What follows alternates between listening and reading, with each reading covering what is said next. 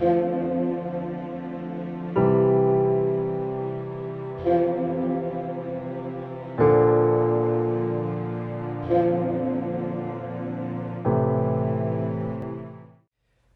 مقدس میں سے ہمارے لیے آج کی تلاوت سمیعیل نبی کی دوسری کتاب، اس کا پہلا باب، 1 سے 4، پھر 11 سے 12، 17 سے 19 اور 23 سے 27 آیات۔ اور شاؤل کی موت کے بعد ایسا ہوا کہ جب داؤد عمالیکیوں کے قتل سے واپس آیا تو وہ سکلاج میں 2 دن رہا۔ جب تیسرا دن ہوا تو دیکھو ایک آدمی شاؤل کی لشکرگاہ سے آیا۔ اس نے اپنے کپڑے پھاڑے ہوئے اور اپنے سر پر خاک ڈالی ہوئی تھی۔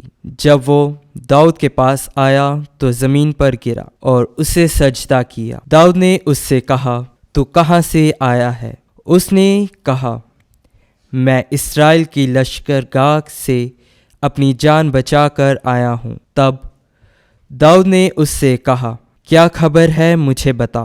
اس نے کہا کہ لوگ لڑائی سے بھاگ نکلے اور لوگوں میں سے بہت گر گئے اور مر گئے، اور شاؤل اور اس کا بیٹا یوناتان بھی دونوں مر گئے۔ تب داؤد نے اپنا کپڑا پکڑا اور چاک کیا، اور ایسا ہی ان سب آدمیوں نے کیا جو اس کے ساتھ تھے، اور انہوں نے ماتم کیا اور روئے، اور انہوں نے شاؤل اور اس کے بیٹے یوناتان اور خداوند کے لوگوں اور اسرائیل کے گھر کے لیے روزہ رکھا، کیونکہ وہ تلوار سے گر گئے۔ اور داؤد نے شاؤل اور اس کے بیٹے یوناتان پر یہ مرثیے کہہ کر نوحہ کیا اور حکم دیا کہ بنی یہودا کو سکھایا جائے، جیسا کہ کتاب صداقت میں لکھا ہوا موجود ہے، اے اسرائیل، تیرے ٹیلوں پر تیرا فخر مارا گیا۔ ہائے دلیروں کی کیسی شکست! شاؤل اور یوناتان عزیز و مرغوب، نہ جیتے نہ مرتے، وہ جدا ہوئے، عقابوں سے تیز تھے، شیروں سے قوی۔ اے اسرائیل کے بیٹو، شاؤل پر ماتم کرو، جس نے تمہیں ارغوانی پوشاکیں پہنائی، زیریں زیورات سے تمہارے لباس مرصوع کیے۔ جنگ میں دلیروں کی کیسی شکست!